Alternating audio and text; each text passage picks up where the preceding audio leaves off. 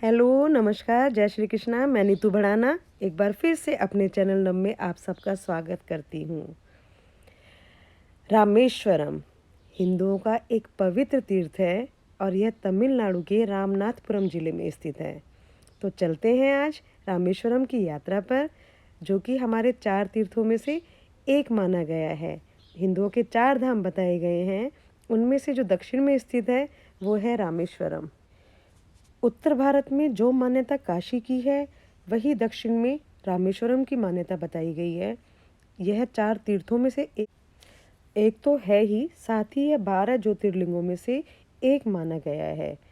रामेश्वरम की एक खासियत है जो मैं आज आपको दिखाती हूँ। ये एक प्यारा सा आइलैंड है, जिसके एक तरफ आप देखेंगे तो इंडियन ओशियन है और दूसरी तरफ बे ऑफ बंगाल है, जो इसकी खूबसूरती में 4 चांद लगा देते हैं। कोविड का टाइम था जब हम रामेश्वरम की यात्रा पर गए और उस दिन होली का पवित्र दिन था। सुबह सुबह 4:30 बजे हम मंदिर में पहुँचे, तो आप देखेंगे कि मंदिर के ऊपर चंद्रमा जो था उस दिन अपनी 16 कलाओं से संपूर्ण था।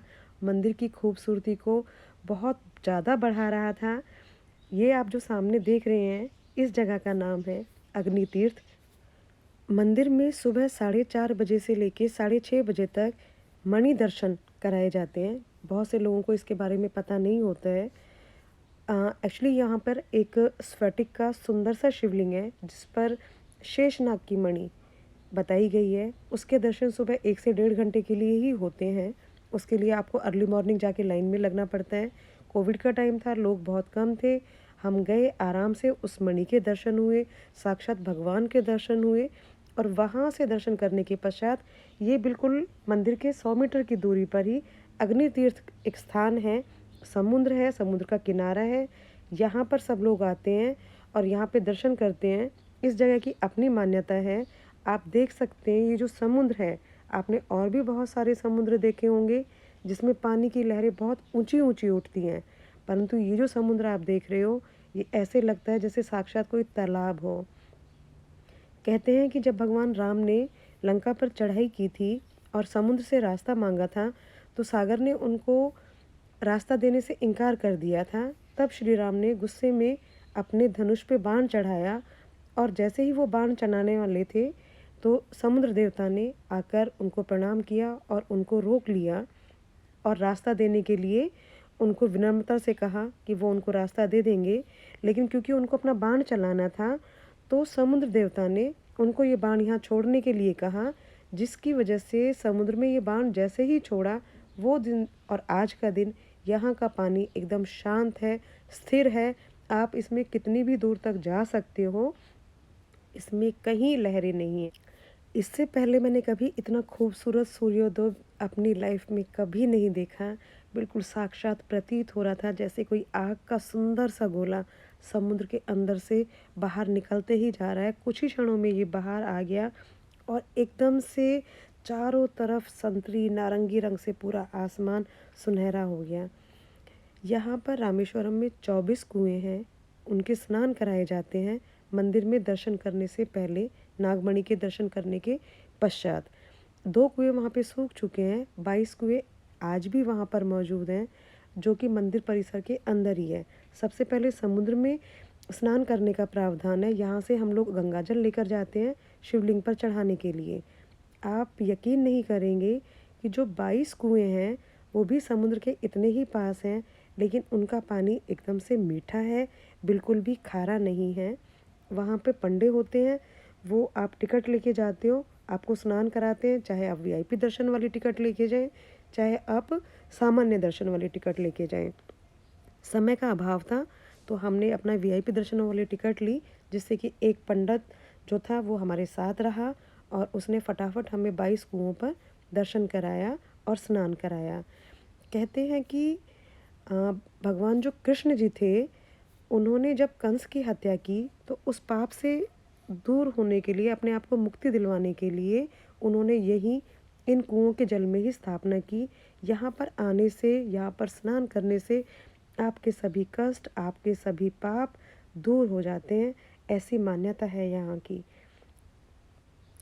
हर हर महादेव के साथ आपको यहाँ हर तरफ जय श्री राम के जयकारे सुनने के लिए मिलेंगे।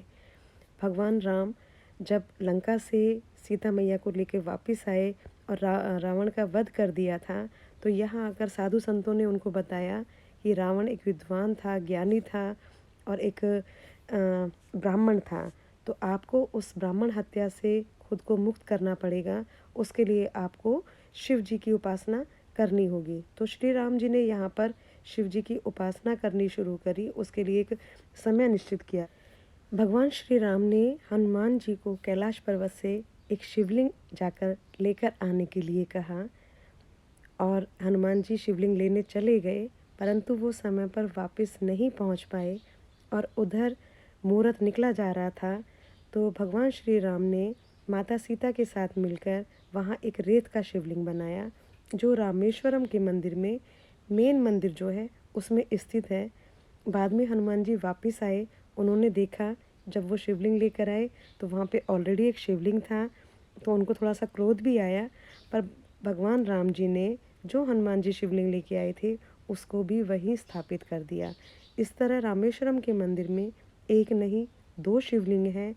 एक शिवलिंग जो माता सीता के साथ श्री राम ने रेत से बनाया था और एक शिवलिंग जो हनुमान जी कैलाश पर्वत से लेकर आए थे। यहाँ आप जब सारे 22 कुओं में स्नान कर लेते हैं, उसके बाद बैठ कर के हमने रुद्राभिषेक करवाया। रुद्राभिषेक करवाने के बाद आराम से हमने जो मेन मंदिर है, नज़दीक से जाकर बहुत साफ दिल से, स्वच्छ मन से, खुले दर्शनों के साथ काफ़ी देर खड़े रह कर के वहाँ पे पूजा की, उनके दर्शन किए। मन में एक अजीबोगरीब भाव आ रहे थे, जिनका शब्दों में वर्णन करना बहुत ही असंभव है। ऐसे लग रहा था कि साक्षात हम भगवान की धरती पे हैं, भगवान के सामने हैं, और इसके बाद जैसे हमें किसी चीज़ की कोई तृप्ति, कोई इच्छा कुछ रहा ही नहीं है, जैसे संतुष्टि पूरी तरह से हो गई है हमारी। अगर आप देखेंगे, द्रविड़ शैली में मंदिर का निर्माण बहुत ही खूबसूरती के साथ कराया गया है।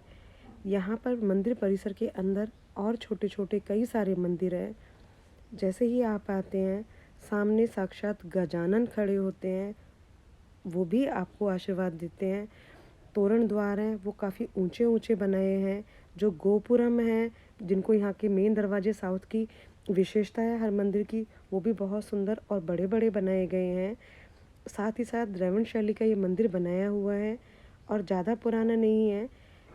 इसको 800 साल पहले ही रेनोवेट करा के नए सिरे से तैयार कराया गया था। मंदिर के साथ साथ ये चौड़ा सा चबूतरा है, बिल्कुल मंदिर परिसर के अंदर जहाँ मेन शिवलिंग है, ये उसके पास का ही चौड़ा चबूतरा है जो चारों तरफ बना हुआ है। यहीं पर बैठकर आप रुद्राभिषेक और पूजा पाठ कराते हैं। बाहर की साइड गलियारा है। रामेश्वरम का जो गलियारा है, यानी जो परिक्रमा करने का स्थल है, वहाँ पर ढेर सारे सुंदर सुंदर खम्भे बनाए गए हैं। और वो जो सीमेंटेड खम्भे हैं, आप यकीन नहीं करोगे, वो देखने में एक जैसे लगते हैं, परंतु जैसे ही आप उनके पास जाएंगे, हर खम्भे के ऊपर जो कलाकारी है, जो नक्काशी है, वो बिल्कुल अलग अलग तरीके की गई है। और आप यकीन नहीं करेंगे, रामेश्वरम में कहीं पत्थर नहीं है। ये जितना भी पत्थर है, वो दूर दूर से नावों पर लाद कर लाकर यहाँ बनाया गया था। और आसपास जो है सुंदर सुंदर चित्रकारियाँ भी की गई हैं। और यहाँ पर जो मंदिर आप देखेंगे, साउथ के मंदिरों में बड़े बड़े स्वर्ण स्तंभ एक तरह से बनाए हुए हैं, वैसे ही यहाँ पर भी बनाए गए हैं। पूजा के बाद हम गए, फिर से अभिषेक किया, मंदिर में रह के 2-3 बार हमें दर्शन करने का पूरा मौका मिला, भगवान जी का आशीर्वाद मिला।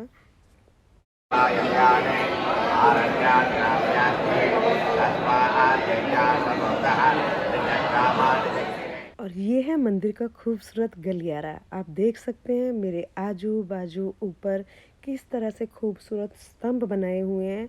देखने में ऐसे लग रहा है जैसे तोरण द्वार बनाया हुआ है, कोई खूबसूरत सी माला गूंथ रखी है। सारा कुछ पत्थरों से बना हुआ है, सब पर नक्काशी अलग अलग तरीके की है। दर्शन करने के बाद मंदिर से बाहर आ गए, और बाहर जैसे ही मंदिर के पास हम हैं, उसके पास में ही है श्रृंगेरी पीठ। हाँ जी, जैसे शंकराचार्य जी जो थे, आदि शंकराचार्य, उन्होंने चारों धाम के साथ साथ चारों दिशाओं में मठों की भी स्थापना की है, पीठों की भी स्थापना की है।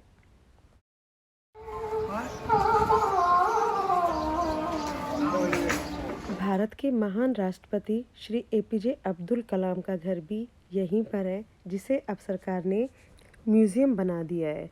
और यहाँ से हम चल दिए हैं अब धनुषकोडी की यात्रा पर, जहाँ पर राम सेतु बनाया गया है, वहाँ पे दर्शन करने के लिए जाएंगे। अब आप देख सकते हो ये रास्ता है, बीच में सड़क है, एक तरफ इंडियन ओशियन है, एक तरफ बे ऑफ बंगाल है, और पूरे रास्ते में सिर्फ बालू है।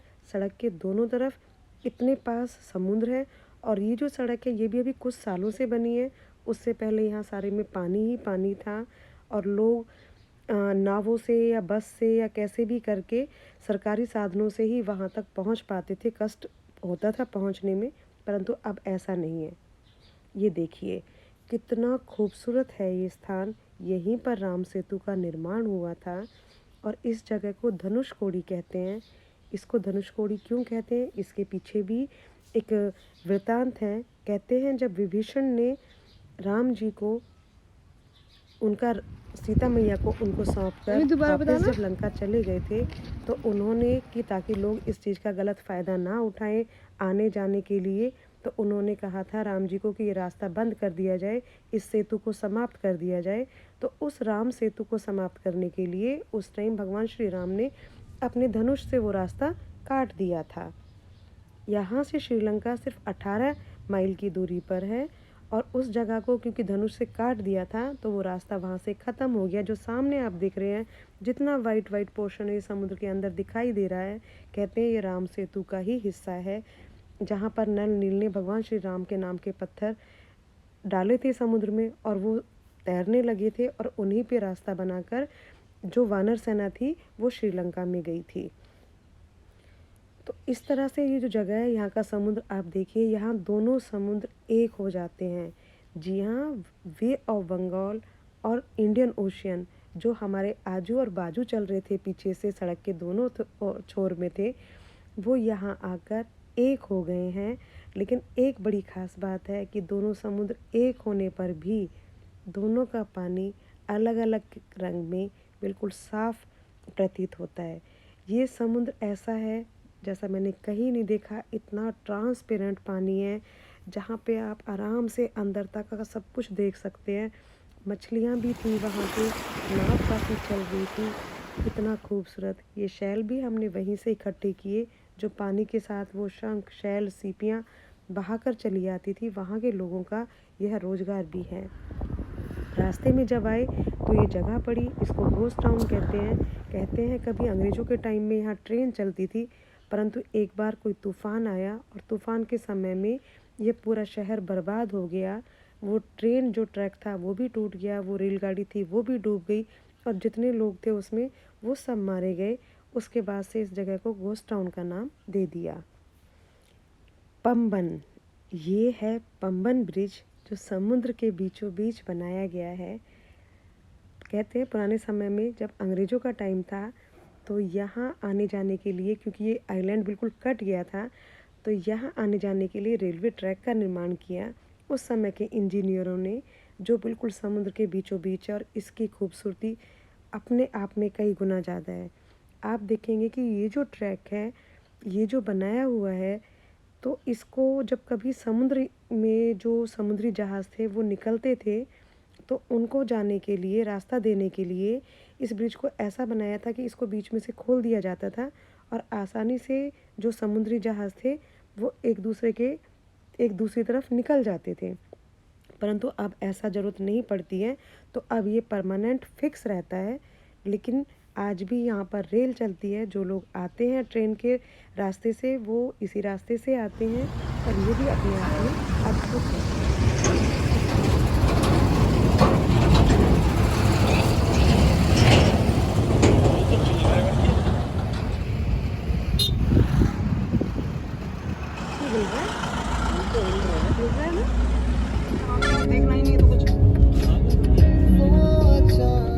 रामेश्वरम के दर्शन करने के पश्चात यहाँ से निकल लिए हम मदुरई के लिए मीनाक्षी टेम्पल, मदुरई का बहुत प्रसिद्ध खूबसूरत मीनाक्षी टेम्पल, वहाँ जाकर भी हम लोगों ने दर्शन किए। भगवान शिव और पार्वती, उनकी शादी इस मंदिर में हुई थी। उस समय भगवान शिव जो थे वो सुंदरेश्वर थे और माता रानी जो थी वो मीनाक्षी के नाम से थी, इसलिए इस मंदिर को मीनाक्षी टेम्पल भी कहते हैं। और यहाँ से दर्शन करके हम वापस अपने घर आ गए। तो आपको कैसी लगी मेरी यात्रा बताइएगा ज़रूर कमेंट में। Thank you so much.